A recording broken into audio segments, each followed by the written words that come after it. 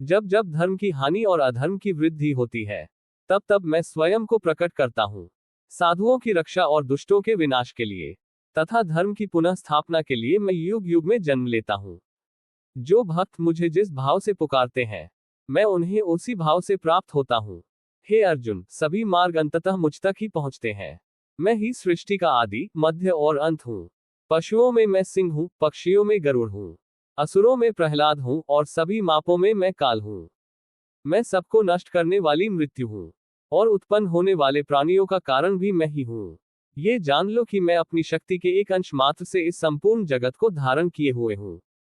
हे अर्जुन, देखो मेरे लाखों दिव्य रूपों को, विविध रंगों और आकृतियों में। प्रकृति के देवताओं को देखो और उन अद्भुत रूपों को देखो जो पहले कभी प्रकट नहीं हुए। मेरे शरीर में घूमते हुए संपूर्ण ब्रह्मांड को देखो। मैं काल हूँ, संसार को नष्ट करने वाला। मैं यहाँ जगत को संहार करने आया हूँ।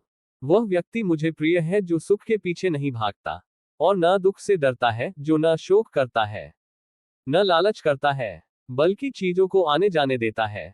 जैसे सब ओर से बाढ़ आने पर छोटा तालाब बेकार हो जाता है, वैसे ही ज्ञानी पुरुष के लिए सभी वेदों का उतना ही प्रयोजन रह जाता है जितना सर्वत्र परिपूर्ण जल में तालाब का। जो सभी प्राणियों में समान रूप से परमात्मा को देखता है, नश्वर में अविनाशी को देखता है, वही सच्चा ज्ञानी है। सर्वत्र समान आत्मा को देखकर वह न स्वयं को हानि पहुंचाता है, न दूसरों को। इस प्रकार वह परम लक्ष्य को प्राप्त करता है। मैं अपनी शक्ति के एक अंश से पृथ्वी में प्रवेश कर सभी प्राणियों को धारण करता हूँ।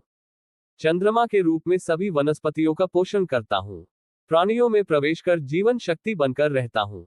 पेट में अग्नि बनकर भोजन को पचाता हूँ। नरक के 3 द्वार हैं, काम, क्रोध और लोभ। इन तीनों को त्याग दो। इंद्रियों से मिलने वाला सुख पहले अमृत के समान प्रतीत होता है, परंतु अंत में विष के समान हो जाता है। जो पहले विष के समान प्रतीत होता है, परंतु अंत में अमृत के समान होता है, ये सात्विक आनंद है, जो शांत मन से उत्पन्न होता है। भगवान सभी प्राणियों के हृदय में निवास करते हैं और अपनी माया से उन्हें चक्र पर घुमाते